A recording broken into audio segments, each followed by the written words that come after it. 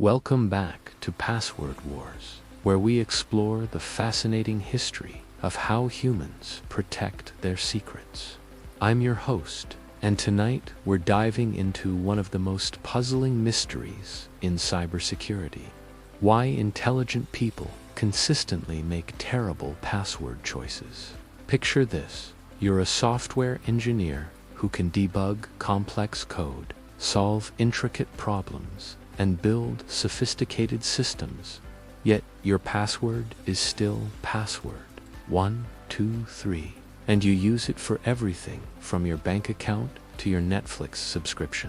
Sound familiar? You're not alone. A 2022 study by LastPass surveyed 3,750 professionals across 7 countries and found something remarkable. 75% of people expressed high confidence in their password management abilities, yet nearly 2/3 admitted to reusing the same password or variations across multiple accounts.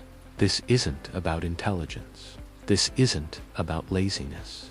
This is about human psychology working exactly as it evolved to work, which unfortunately makes us terrible at digital security. Tonight, we'll explore the fascinating world of password psychology, where cognitive biases, memory limitations, and ancient survival instincts collide with modern security demands. We'll discover why your brain actively sabotages your security, how hackers exploit these psychological vulnerabilities, and what we can do to work with our minds instead of against them. So settle in, get comfortable, and let us explore why the most sophisticated computer in the world, the human brain, struggles so much with something as simple as a password. To understand why we're terrible at passwords, we need to start with a fundamental truth about human cognition. Our brains are not designed for digital security. The human brain evolved over millions of years to help us survive in the physical world. It's optimized for recognizing faces, remembering where we found food, and quickly identifying threats in our environment. It's brilliant at pattern recognition, social dynamics, and making split-second survival decisions. But nowhere in our evolutionary history did we need to remember dozens of unique, complex, random strings of characters. The average employee today manages at least 27 work-related passwords, a number that continues to rise every year. This creates what psychologists call cognitive load, the amount of mental effort being used in working memory. Research shows that most people can reliably remember only 7 to 10 characters before recall becomes challenging. Beyond this threshold, our brains start to struggle. We begin writing passwords down, reusing simpler ones, or forgetting them altogether. This isn't a personal failing. It's a fundamental limitation of human memory. Our brains are designed to remember the gist of events rather than verbatim details. We remember that we had a conversation with a friend, but not the exact words. We remember the plot of a movie, but not the precise dialogue. Passwords, however, must be entered exactly as created. They require what psychologists call verbatim memory, precise recall of every character, symbol, and capitalization. This type of memory fades quickly and is highly susceptible to interference from other similar memories. A fascinating study by Pilar and colleagues in 2012 investigated password memory across different age groups and education levels. They expected to find that older adults, who typically experience some memory decline, would struggle more with passwords. But surprisingly, age had no significant effect on password memory performance. Instead, the most influential factor was the number of different passwords a person had to manage. As the number of password-protected accounts increased, so did the incidence of forgotten and mixed-up passwords. It was unaging that caused problems. It was the sheer cognitive burden of managing multiple complex passwords. This creates what researchers call the password paradox. The more secure we try to make our passwords by adding complexity and uniqueness, the harder they become to remember. And when something is hard to remember, humans naturally find ways to make it easier, usually by making it less secure. We start creating patterns. Fluffy 123 becomes Fluffy 124 next month. We use the same base password with slight variations. We write passwords down on sticky notes. We choose personal information that's meaningful to us but predictable to attackers. Our brains are simply trying to help us by reducing cognitive load. But in doing so, they're undermining the very security these complex passwords were meant to provide. One of the most powerful psychological forces shaping our password choices is what researchers call familiarity bias. Simply put, we trust and prefer things that are familiar to us. When creating a password, our brains naturally gravitate toward information that's personally meaningful and easy to recall. Names of family members, pets, birthdays, anniversaries, favorite sports teams, childhood, addresses. These feel like perfect password material because they re-important to us and unlikely to be forgotten.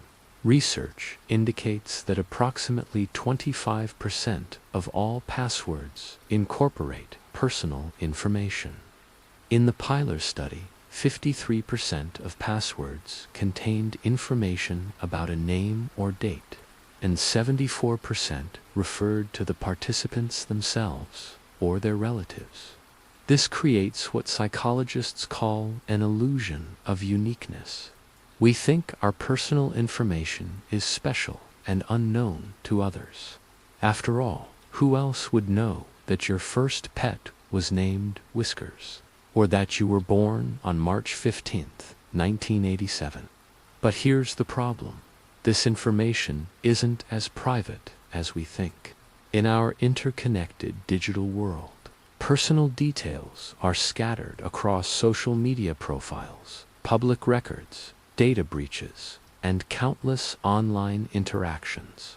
A determined attacker can often piece together enough personal information to make educated guesses about password patterns. More importantly, hackers don't need to know your specific details. They know that humans follow predictable patterns. They know that many people use pet names, so they include common pet names in their attack dictionaries. They know people use birthdays, so they try common date formats. They know people substitute numbers for letters in predictable ways, replacing A with at or O with 0. The familiarity bias also extends to keyboard patterns. Passwords like QWERTY 1, 2, 3, 4, 5, 6 or password feel familiar because they're easy to type and remember. They follow the natural flow of our fingers across the keyboard. But this same familiarity makes them incredibly common and therefore incredibly insecure. A 2023 study by NordPass found that 1, 2, 3, 4, 5, 6 was still the most commonly used password, appearing over 4.5 million times in breached databases. Despite decades of security awareness campaigns, people continue to choose these familiar, comfortable options. The familiarity bias is so strong that it persists even when people try to create secure passwords. They might think they're being clever by using P at SSW0RD123, substituting symbols for letters and adding numbers. But these substitutions follow such predictable patterns that modern password cracking tools account for them automatically. Our brains evolved to trust the familiar because, in the physical world, familiar usually meant safe. The path you've walked before is less likely to have hidden dangers.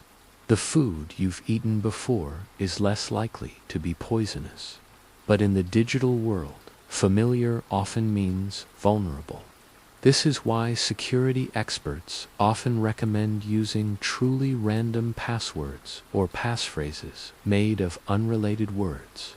They feel uncomfortable and unfamiliar at first, but that unfamiliarity is actually a feature, not a bug. It makes them much harder for attackers to predict. Humans are creatures of habit, and this extends powerfully into our password creation behaviors. Once we develop a system for creating passwords, we tend to stick with it, even when we know it's not secure. Most people develop what researchers call a password formula, a go-to method for generating new passwords. Maybe it's your favorite word plus the current year. Maybe it's your pet's name with some numbers. Maybe it's a phrase from your favorite song with some letters capitalized. These formulas feel efficient and smart. They allow us to create passwords quickly without having to think too hard about it. They provide a sense of consistency and control. And they're memorable because they follow a pattern our brains can easily reconstruct. But password formulas are exactly what attackers look for. Once they crack one of your passwords and identify your pattern, they can often guess your passwords for other accounts. If your work password is Sunshine224, they might try Sunshine2023 for your personal email or Sunshine for your social media accounts. The power of habit in password creation is reinforced by what psychologists call autopilot behavior. When we're creating a new account, we're usually focused on accessing a service quickly. We're not thinking about long-term security implications. We just want to get past the password creation screen and start using the app or website. In this state of mind, we default to our established patterns. We use our familiar formula, maybe with a small variation, and move on. It's only later, sometimes much later, that we might realize we've created yet another predictable password. This autopilot behavior is particularly strong because password creation often happens during moments of present bias. We prioritize immediate convenience over future security. The immediate inconvenience of creating and remembering a truly unique password feels more significant than the distant and uncertain risk of being hacked. Breaking password habits requires conscious effort and often feels uncomfortable. It means abandoning familiar patterns and embracing uncertainty. It means accepting that good security often feels inconvenient in the short term, but habits can be changed. The key is understanding that our brains are untrying to sabotage us. They trying to help us by conserving mental energy and reducing complexity. The challenge is redirecting this helpful tendency toward more secure behaviors. Here's something counterintuitive that password research has revealed. The more rules and requirements we impose on password creation, the weaker passwords often become. This phenomenon, known as the paradox of choice, occurs when people are presented with too many options or requirements. Instead of leading to better decisions, complexity often leads to decision paralysis, frustration, and ultimately, poor choices. Consider a typical password creation screen today. Your password must be at least 12 characters long, contain at least one uppercase letter, one lowercase letter, one number, one special character, and cannot contain dictionary words or personal information. Faced with this laundry list of requirements, many people's brains essentially shut down. The cognitive load becomes overwhelming. Instead of carefully crafting a secure password, they look for the easiest way to satisfy all the rules.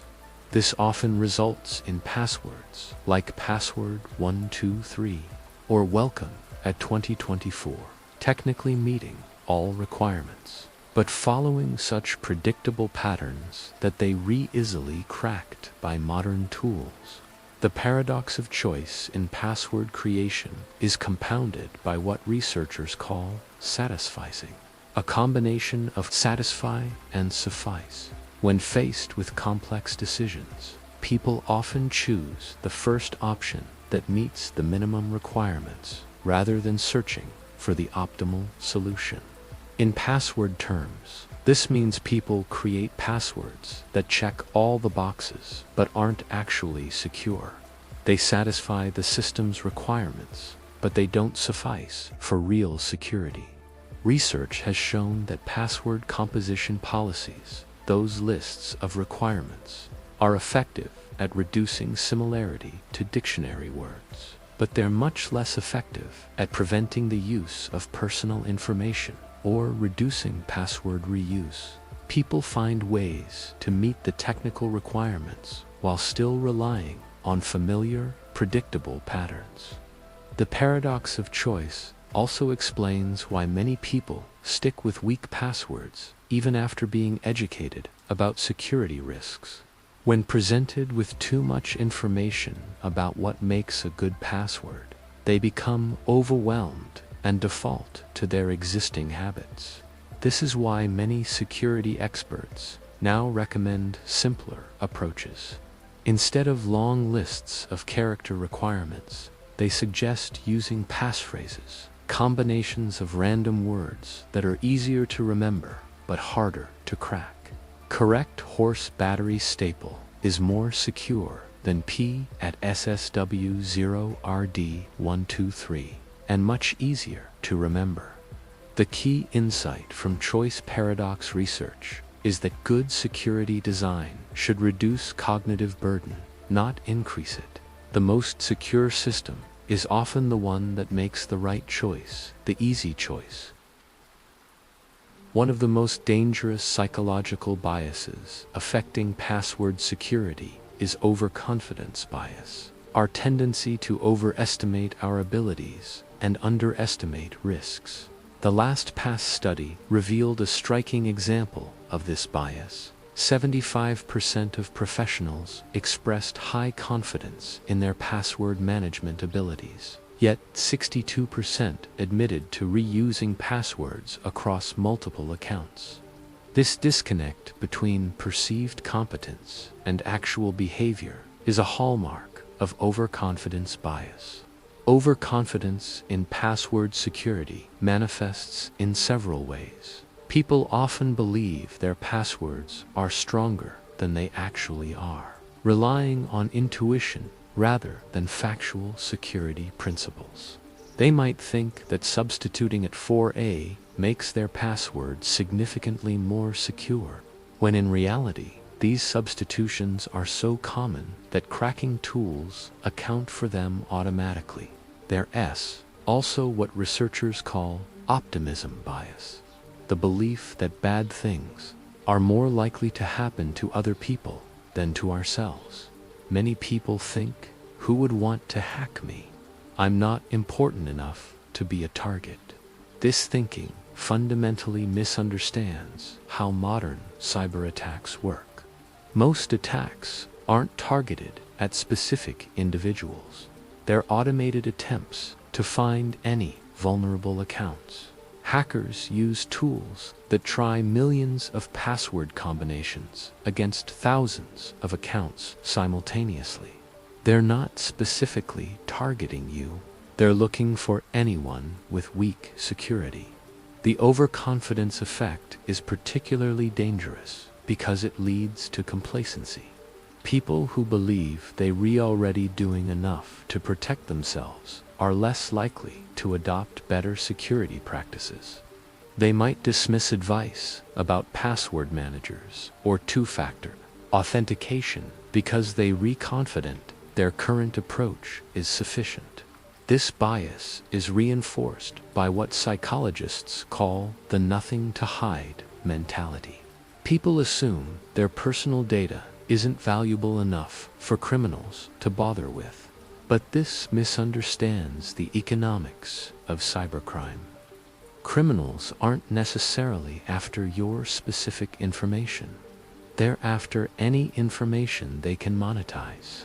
Your email account might not seem valuable to you, but to a criminal, it's a gateway to password resets for your other accounts.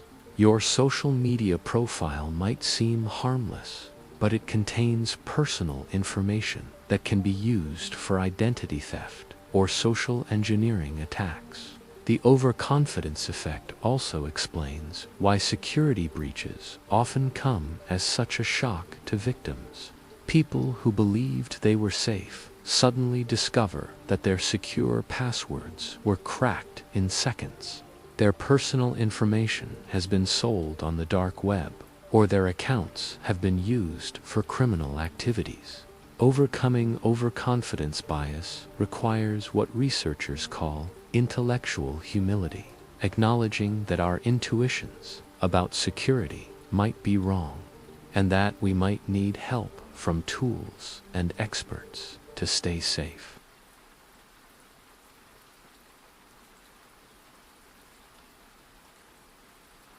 Humans are social creatures, and our behavior is heavily influenced by what we perceive others to be doing. This tendency, known as social proof bias, significantly impacts password security behaviors. If we see friends and colleagues sharing passwords, reusing them across accounts, or writing them down, we unconsciously interpret these behaviors as acceptable or normal. After all, if everyone else is doing it and nothing bad seems to happen, it must be safe, right? This herd mentality creates what researchers call security normalization. Risky behaviors become normalized within groups, organizations, or communities. People might know intellectually that sharing passwords is dangerous, but if it's common practice in their workplace, they're likely to go along with it. Social proof bias is particularly powerful because it operates largely below conscious awareness.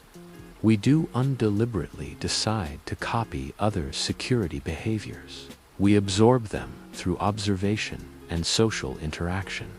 The bias is reinforced by what psychologists call survivorship bias. We see people around us using weak passwords without apparent consequences, so we assume these practices are safe. What we do unsee are the people who have been victimized by poor password security. They are often embarrassed to talk about it, or we simply don't hear their stories. Social media amplifies social proof bias by creating the illusion that everyone else is living carefree digital lives without security concerns. People share their successes and positive experiences, but rarely post about being hacked or having their identity stolen. This creates a distorted perception of risk. If our social feeds are full of people sharing personal information freely and using convenient but insecure practices, we're more likely to adopt similar behaviors. The workplace is a particularly powerful environment for social proof bias.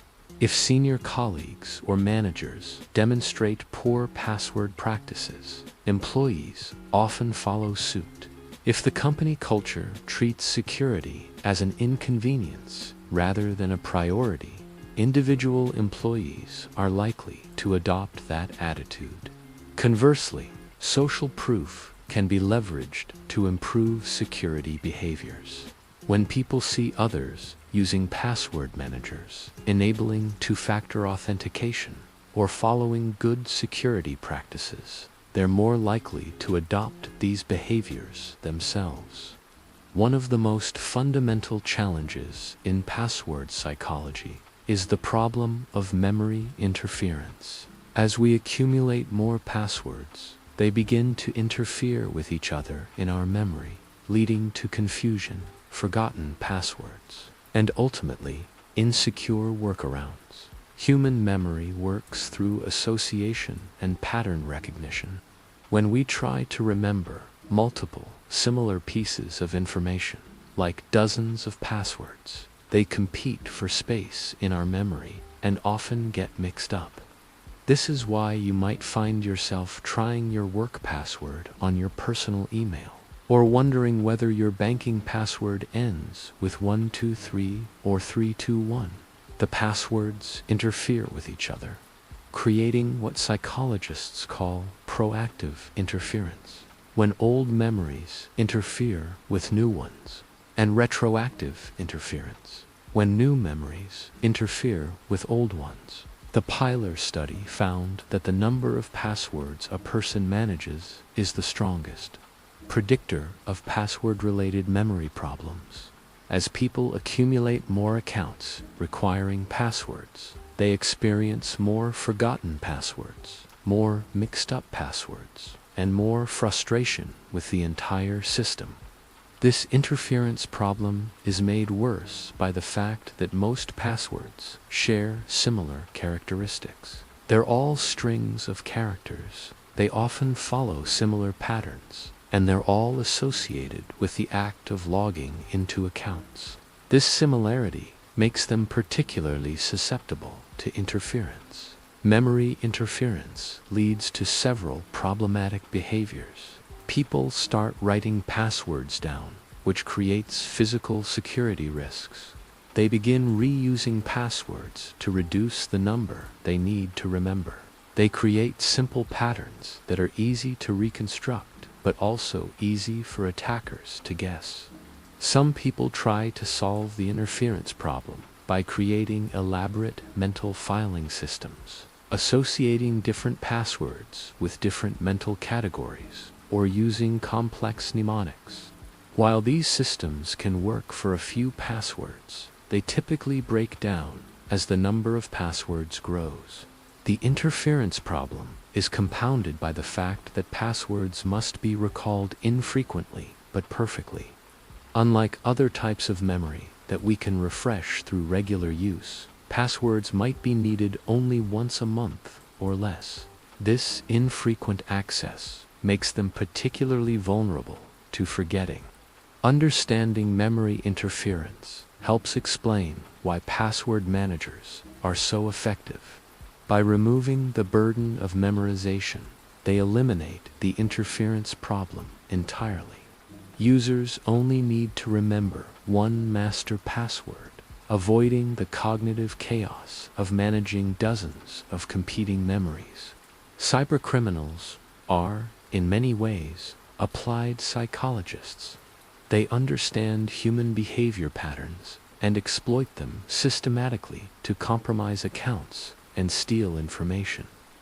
One of the most effective techniques is the dictionary attack, which leverages our tendency toward familiar, meaningful passwords. Hackers compile lists of common passwords, often derived from previous data breaches, and use automated tools to try these passwords against thousands of accounts. These dictionaries aren't just lists of obvious passwords like 1, 2, 3, 4, 5, 6 and password. They include common names, dates, sports teams, and cultural references. They account for predictable substitutions like at 4A or 34E. They include keyboard patterns and common phrases. The effectiveness of dictionary attacks reveals just how predictable human password choices really are.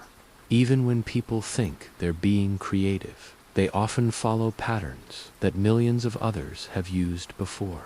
Social engineering attacks exploit our psychological biases even more directly. Attackers might call pretending to be from IT support, creating a sense of urgency and authority that bypasses our normal skepticism. They might send phishing emails that exploit our tendency to trust familiar-looking communications.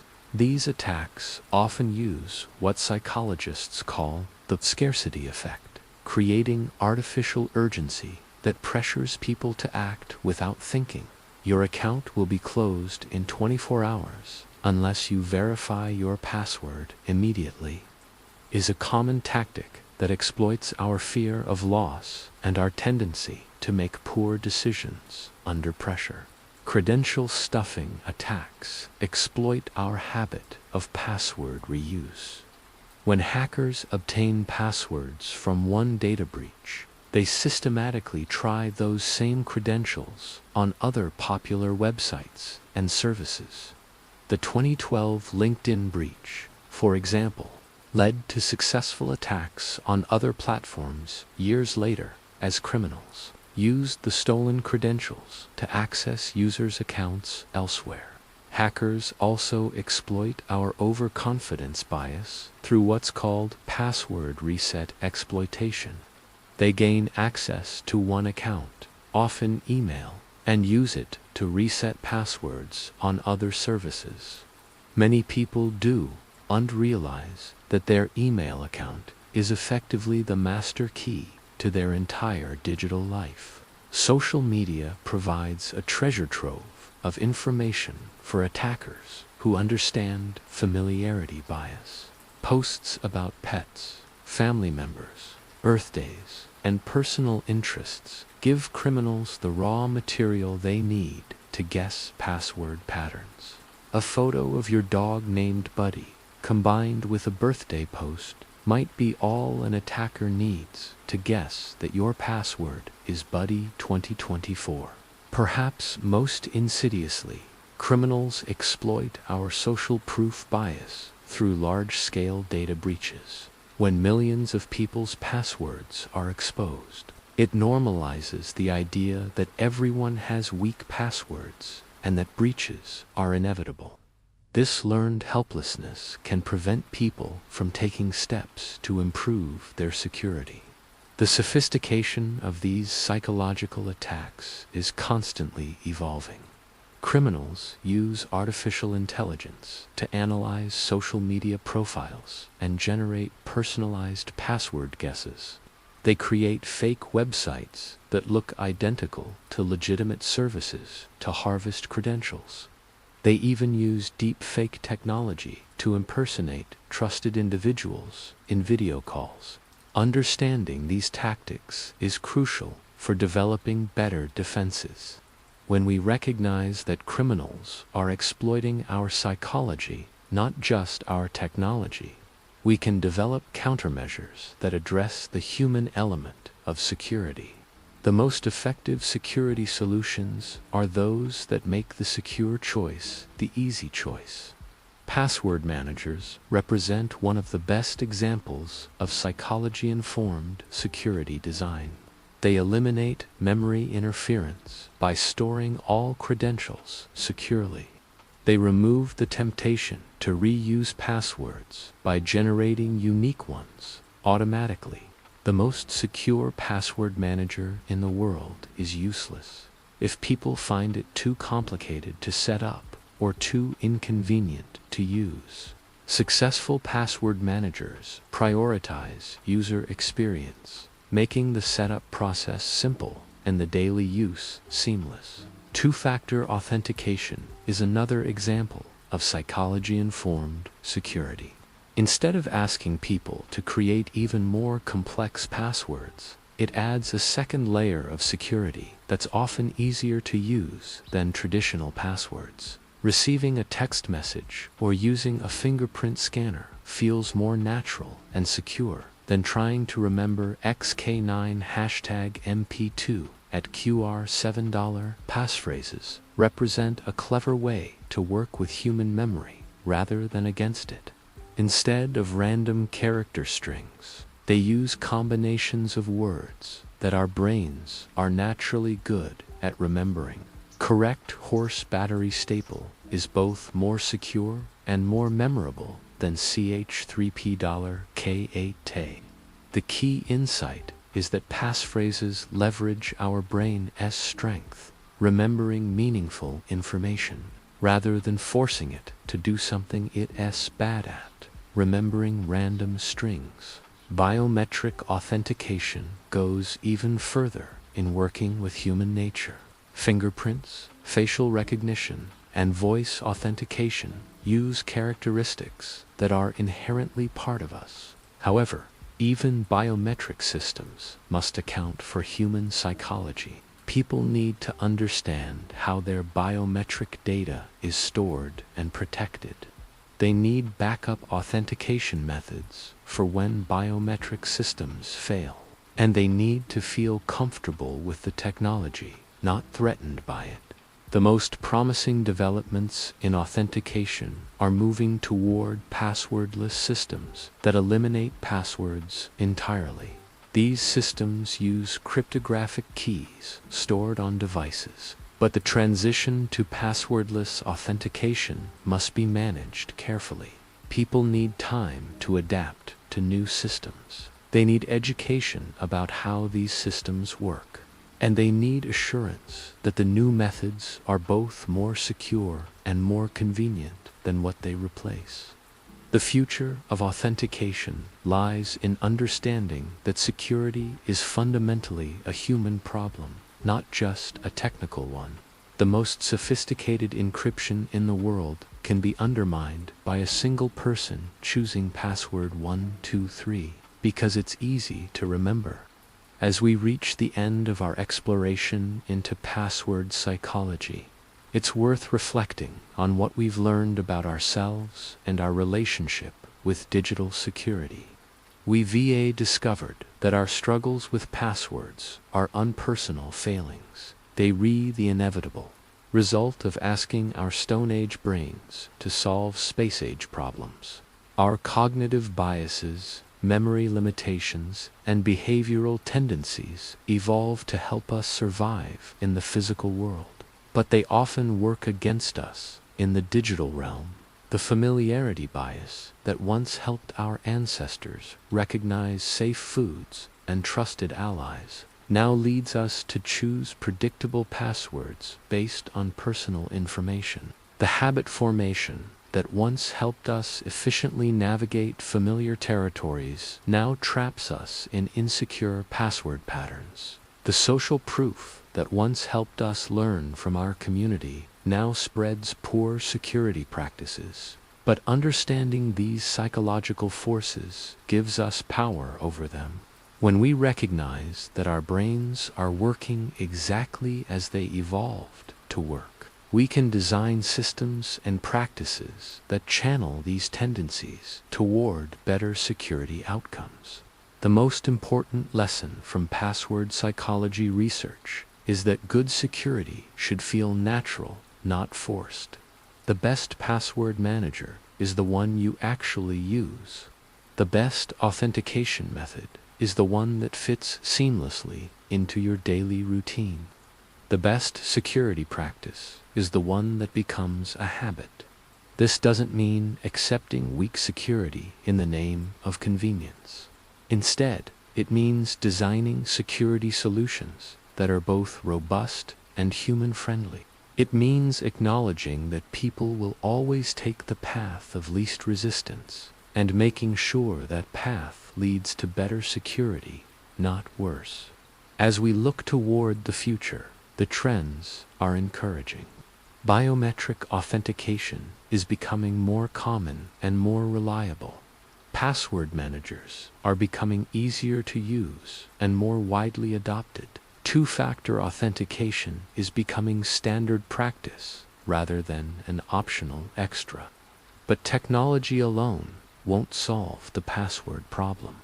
We also need better education that helps people understand not just what to do, but why their brains make certain choices and how to work with their psychology rather than against it. We need organizations that prioritize security culture, making good practices the norm rather than the exception. We need designers who understand human psychology and create systems that guide people toward secure behaviors naturally. Most importantly, we need to be patient with ourselves and others as we navigate this transition. Changing deeply ingrained habits is difficult, and it's normal to struggle with new security practices at first. The password wars aren't just about technology. They're about understanding ourselves. And in that understanding lies the key to finally winning the battle for digital security. Thank you for joining me on this journey into the psychology of passwords. Sweet dreams, and remember, your brain isn't trying to sabotage your security. It's just trying to help in the only way it knows how.